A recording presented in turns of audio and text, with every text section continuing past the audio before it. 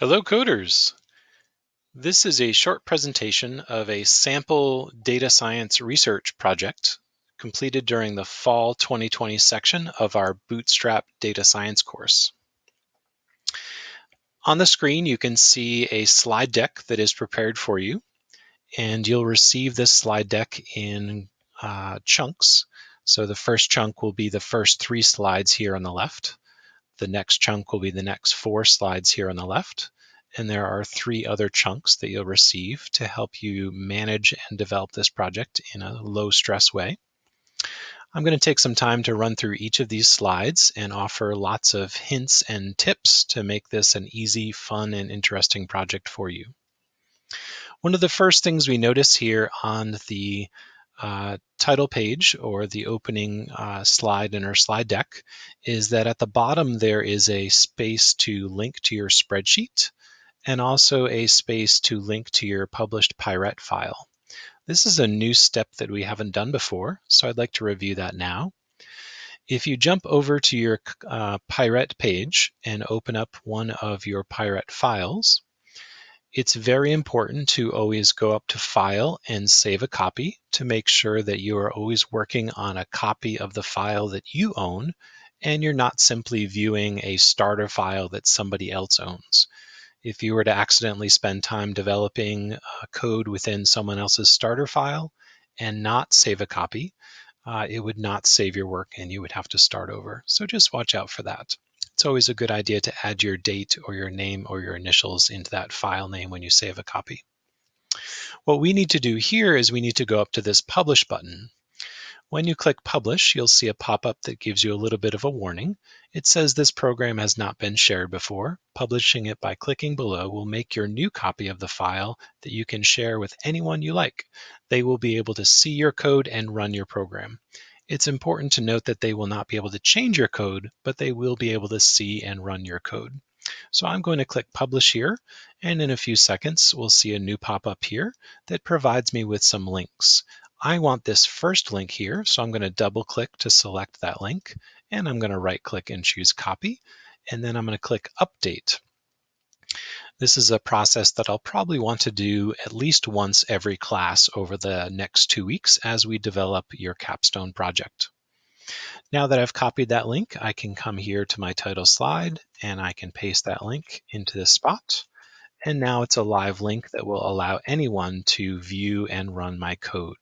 This will be one of the ways that I view and run your code to give you credit for your Capstone project.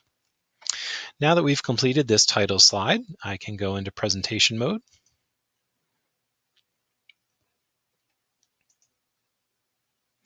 So you'll take a little bit of time to complete a title for your presentation that is probably going to be drawn from the data set that you chose. Feel free to be creative and make your title interesting and grab the attention of your audience.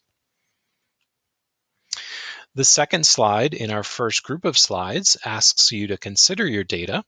And so you'll spend a little bit of time describing your data sets. In my case, I described the Stop, Question, and Frisk data set from the New York City Police Department that includes over 13,000 interactions between the New York City Police and people on the streets during that year. This data set has over 13,000 rows of data. That's pretty intense. When I run my Pyret file, sometimes I have to be pretty patient because it takes a little bit of time for Pyret to process through 13,000 rows of data. It also has 32 columns of data. If we multiply these two values, we find out that this has tens of thousands of data values. Some of them are quantitative, some of them are categorical. There's a lot here to process. This is on the edge of being big data. Each row in my data set represents a single interaction between the New York City police officer and a person on the street in 2019. This is similar to how every row in our animals data set represented a single animal in our animal shelter. I explain here why I'm interested in this data set, and I hope that you're able to offer your audience a compelling reason why you spent 2 weeks studying your preferred data set. And down at the bottom, we have some column data. In my particular data set, we have the suspected crime description, including some of these example values here. And we also had the demeanor of the person stopped, which I thought was kind of interesting that officers are collecting this information. I happen to wonder how accurate it is, but it seems like a thoughtful thing to include. Things like whether the suspect is understanding, acting normal, calm, confused, cooperative, or upset, and there were many other example values. And then finally, down at the bottom, there were some examples of suspect race description: black, black Hispanic, white Hispanic, American Indian, and some others not listed here. Your data set will have your own columns and rows of data, and you'll use this slide to describe that data in as much detail as you can. Next, we are going to continue practicing what we've practiced all semester, thinking about I notice and I wonder statements. In this case, I have several examples of I notice statements on the left. Please notice these are all incomplete sentences, and they are very specific. I want to not float into generalities here, but I want to actually name some columns and some data and some values that I notice. In my second column, I have some I wonder questions, and these need to be categorized based on the question type. So my first question here is, I wonder what POM stands for in the issuing officer column. I assume it's something like patrol officer. Maybe it's patrol officer male. Maybe there's also a patrol officer female. I honestly don't know what that M stands for, but I could look up what POM stands for with a little bit of research. Next, I have a different type of question. I wonder what the longest number of minutes that a suspect was observed for by the New York City Police Department in 2019. Most of the observations ranged from 0 to 5 minutes, but there were some longer observations up to 7 minutes. I wonder if there was maybe a potentially dangerous suspect if some of these observations were much longer, and I could use some functions in Pyret to compute the answer to that question. So that is a compute question type. My third I wonder question, I wonder if there is a relationship between the stop duration and the race of the suspect. That involves two different variables, and so I might create a relate function, or I might classify that as a relate question. This fourth question is an interesting one, and one that has been talked about quite a bit in the media lately, if there's a relation between the suspect's race and the officer's race. But in my particular data set, it does not list the officer race. So that's one that I can't answer with this current data set.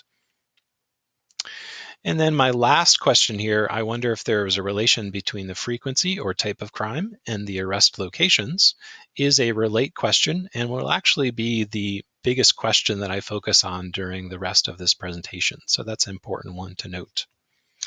Asking a really interesting and thoughtful and well-planned question here on your third slide is really going to make the rest of your Capstone project and the rest of your data science work for this project very interesting and very easy. Asking a difficult question here can make your project unnecessarily difficult. So please take your time to ask some thoughtful and well-planned questions. All right, you'll notice the background color has changed, which means we are now into the second set of slides that you'll complete. Remember, we're chunking this presentation into separate parts to reduce your stress level and make it easier to move through this project on schedule. There is a lot of writing on this page that is already prepared for you and very little that you need to type in. So the most important thing on this page, the Ask Questions page, is to make sure you understand the difference between compute questions and relate questions. That is listed for you here, and I'll just briefly read. A compute question can often be answered by creating a categorical display, such as a pie chart or a bar chart. There's more to that explanation, but I'll skip down to my compute question, which was, which crime types are most frequently result in arrests in New York City in 2019? This is a question that I can answer with a bar chart or pie chart. It involves just one column of categorical data. I included another one, which crime types are most frequently suspected in New York City in 2019. Looks like I have a little bit of a typo here, which I'll need to fix, an important thing to do before I submit my final draft.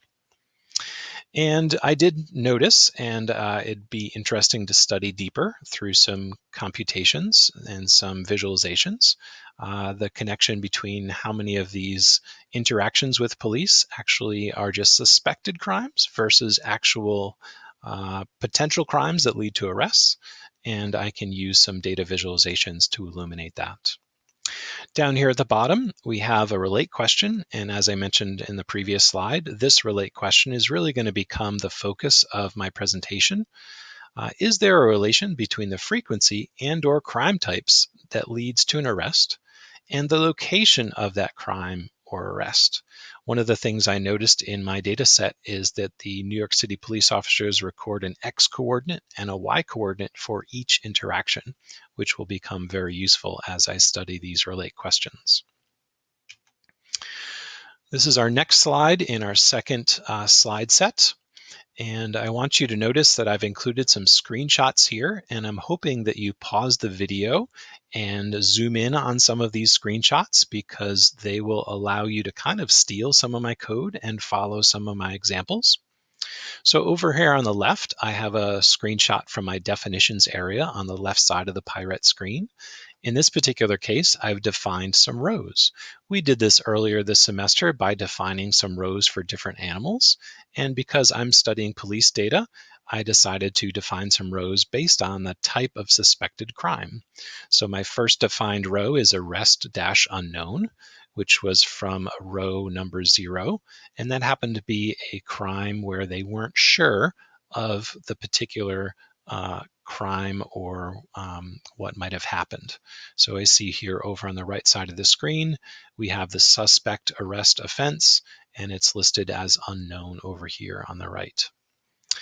I also had some other arrests for petite larceny, for CPW, which stands for criminal possession of a weapon, robbery, drug possession, prostitution, and other.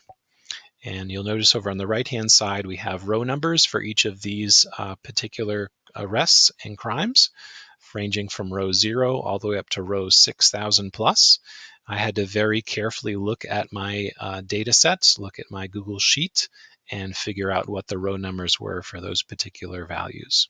Please remember that the row number in your particular data set might not match what you see here, and that's because our data sets have that top row, and that top row is the labels. So these are often off by 1 or 2. Again, you can pause the slide here if you want to study my code closer or maybe copy some of my code as you create your own definitions area for rows. All right, so this next slide really starts to get into the analysis and really starts to uncover some insights, which is what data science is all about. So for my first pie chart here, I have a title. This is my suspected crime description for all of these 13,000 interactions in New York City in 2019. And over on the right-hand side here, I have a rather extensive key here. I'll just focus on a couple of these. The largest slice of my pie at 27.5% is for CPW. I want to stress that these are suspected crimes. These are simply officers showing up at a scene and maybe somebody has reported something or there is suspicion of something. This does not mean that a weapon was actually found. It was just suspected. Looking at some of these other sections here, I see at 15.8% in hot pink, this was a suspected robbery. And in the darker blue here, 12.9%, I see this was a suspected assault. And you're welcome to pause the video here and look at some of these other crimes that were suspected. When I looked at this, I was honestly quite shocked. I started to realize that police officers do a lot of paperwork, maybe as much paperwork as us teachers, which was kind of illuminating. Down here at the bottom of my screen, you'll see that I have a small screenshot of the code that I used to generate this pie chart. You are always encouraged to look at your contracts page that we've used throughout this semester. The contracts will always tell you how to use a function, how to call a function, how to set up a function, what you need for the domain, what will be generated by the range. But if you want to take a little bit of a shortcut here, you can pause the video, zoom in, and kind of borrow some of my code or adapt some of my code to create your pie chart. Another way that I can calculate or answer a compute type question is by creating a bar chart. So here is a bar chart that looks at not the suspected crimes, but the actual arrests in New York City in 2019. And I found this to be utterly surprising because even though there's over 13,000 interactions with police officers, the vast majority of those interactions, which we see here on the right, over 9,000 of those interactions do not lead to an arrest. So they were just a suspected crime, or maybe they were a crime where a suspect could not be apprehended. And if we look over on the rest of this bar chart, we can see that the actual crimes or crimes leading to arrests are quite low. Thinking of 13,000 interactions or suspected crimes first made me feel like New York City is a not very safe place. But when I saw this bar chart, I kind of took a sigh of relief and thought, wow, these crimes are much more rare than those 13,000 interactions might suggest. Some of the most common crimes here are arrest for robbery at 695, petite larceny, 677, criminal possession of a weapon, 634. That might be a gun. It could be a knife. It could be, I guess, a hammer if it's being used criminally, and assault at 565. Again, down at the bottom of my screen, you can see a screenshot of my code that I used to create this bar chart. Feel free to pause the video if you want to use that code in your own program. All right, you may have noticed the color has just changed, which means we are now into the next section of presentation slides. We are still analyzing data here, but this time we're using subsets to analyze our data. Sometimes our data sets are too large or too broad, and we want to focus our data set, which means we want to create a subset.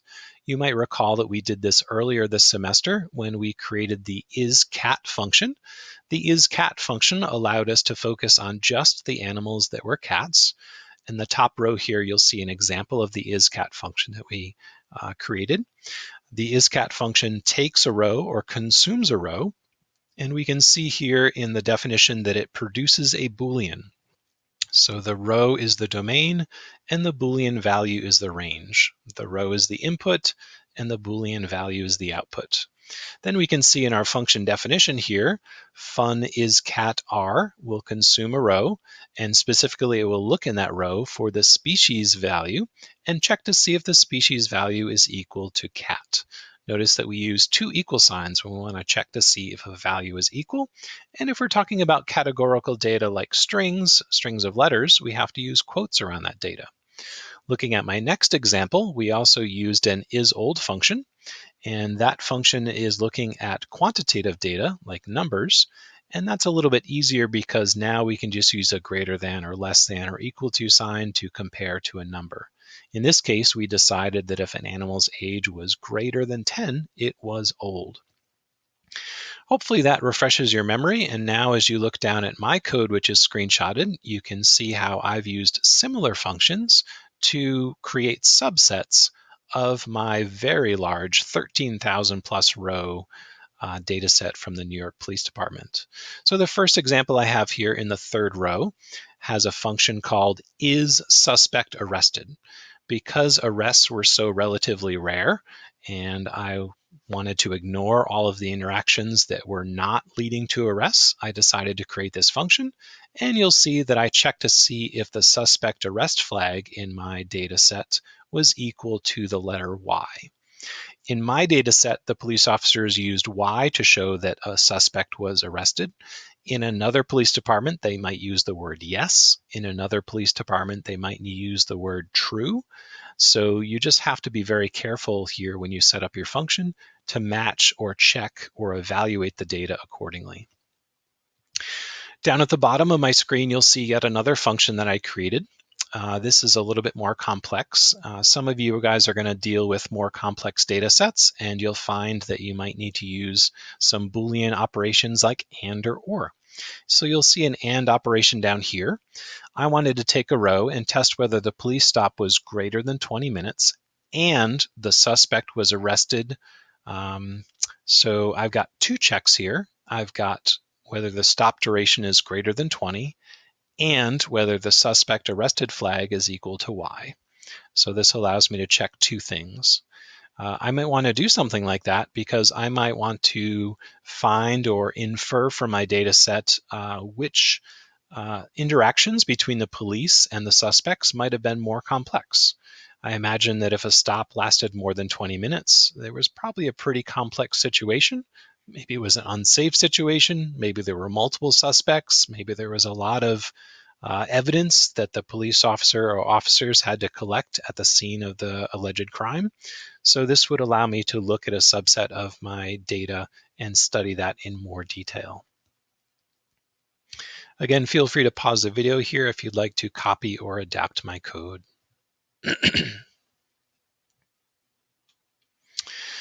All right, over on the left side of my screen here, you'll see that when we create a function, we often need to test it with many examples.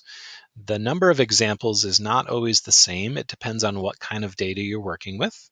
In this case, I was dealing with 7 different types of arrests or crimes. I had unknown crimes, I had CPW, robbery, drug possession, and I needed to test not only 7 different rows, but I also needed to test the results of those 7 different rows. You'll notice that one of these is false and the majority are true. Your tests might be different. You might need to do more than 14 examples or less than 14. It's almost always a multiple of 2 though, because as you can see, I have to test in at least 2 different ways for each row. Down at the bottom, you'll see the function that I'm testing. And again, you can pause the video here if you want to look at this more in depth. Over on the right side of the screen, you can see a screenshot from the interactions area in Pyret, and you'll see that all 14 tests have passed. The first time I ran this, I had a little error, and only 13 out of 14 tests passed.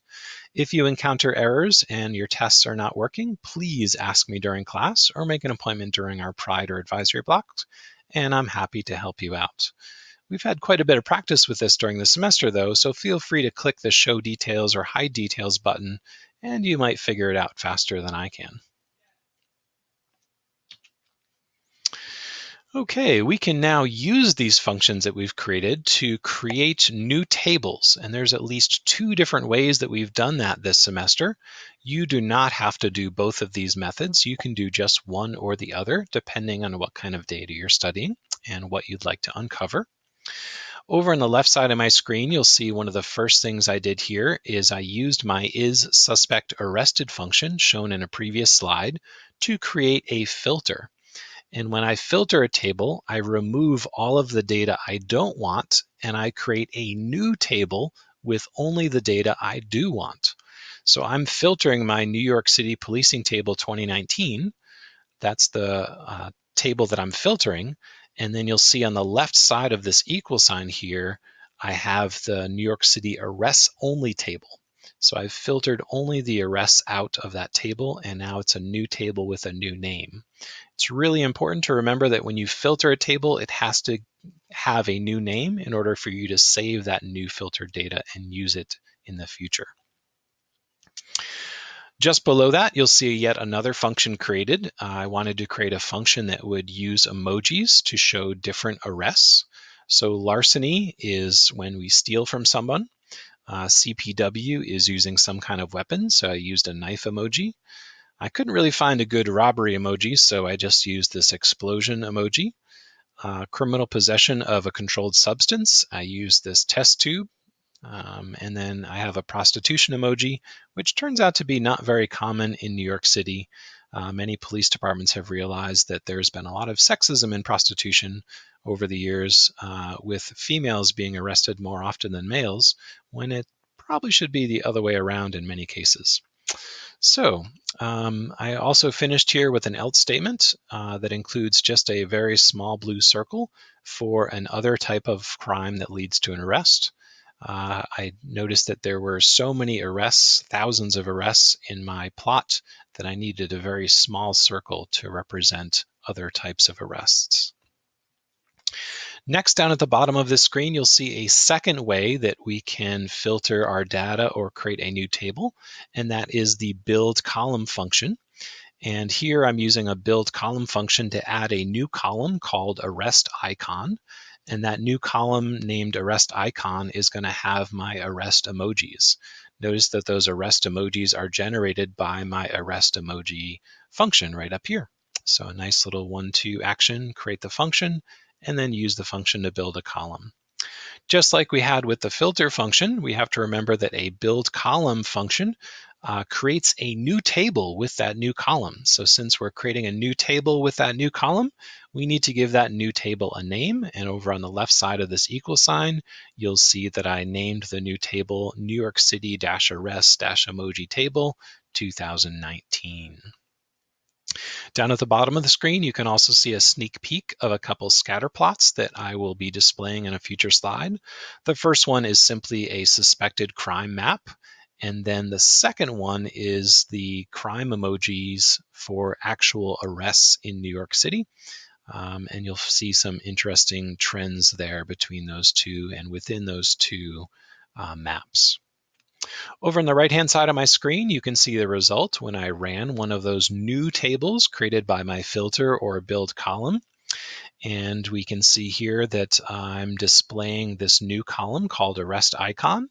And it's a little hard to see on the right side of my screen, but you can see right here, there's a $sign, which means this must have been a larceny arrest. A little bit further down, there's a little knife icon in the bottom right-hand corner, which means this must have been a criminal possession of a weapon arrest. You don't need to show me the whole table, just a small screenshot is enough to show me that it works. Okay, we're getting into a new background slide color, and this is where we're going to be interpreting data and sharing some of our results and insights. So this is my first scatter plot, and if you look up a map of New York City, you will see that this scatter plot of XY locations is almost a perfect copy of the silhouette or outline of New York City, which was quite satisfying for me to see.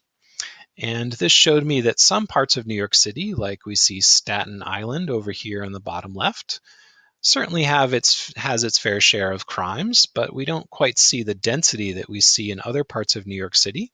For example, up here, Manhattan is almost all solid blue, and in the top right here, the Bronx is quite packed as well.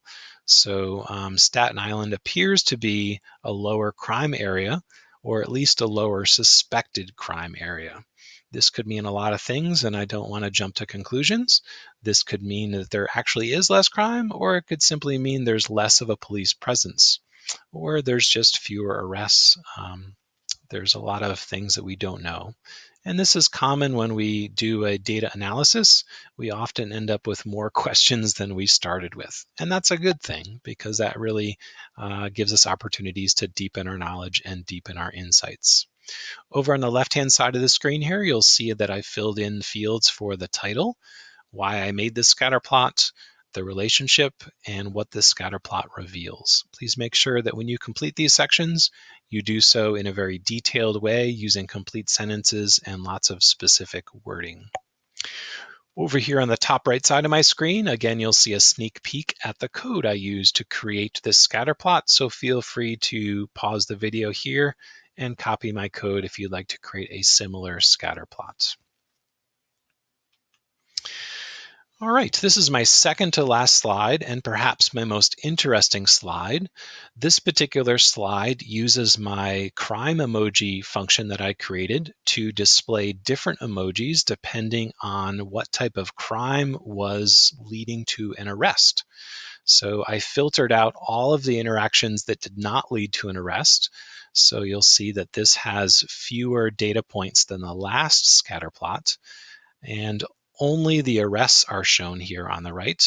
As I scan through these, I see in the bottom left-hand corner, it really, again, seems like there's much less crime on Staten Island in New York City. If I look at some of these emojis, I see there's a weapons over here, a few more weapons, but not too many. I see a fair number of larceny icons. I see a fair number of robbery icons. Those look like explosions. I don't see too many other kinds of crime. These other little blue dots represent other types of crime, but honestly not all that much.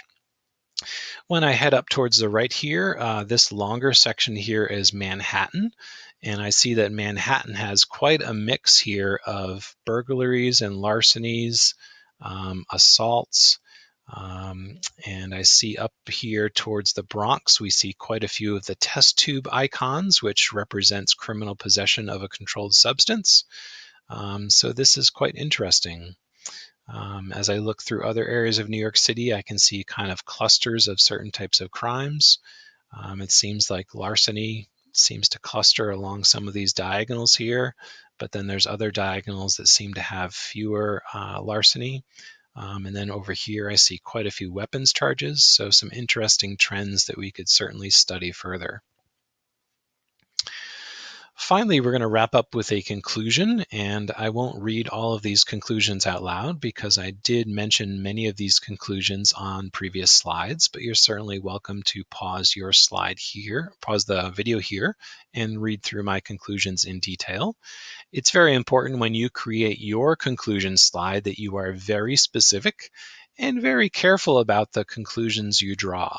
Try not to jump to conclusions, but make sure that the conclusions you offer are supported by evidence and supported by data. Try to be very specific. So for example, in my presentation, I had to be very careful about whether I was talking about a suspected crime, which is quite common in New York City, 13,000 suspected crimes in 2019, versus an actual arrest, which occurred much less frequently. I believe there were less than 4,000 actual arrests in New York City. And even some of those suspects that were arrested were surely innocent. So I don't want to make any assumptions about guilt. So I'm very excited to check out your presentations. I'm very excited to see what kind of insights you're able to uncover. Data science is all about the superhuman ability to see what other people cannot see. Data science is one of the highest paid professions in this decade.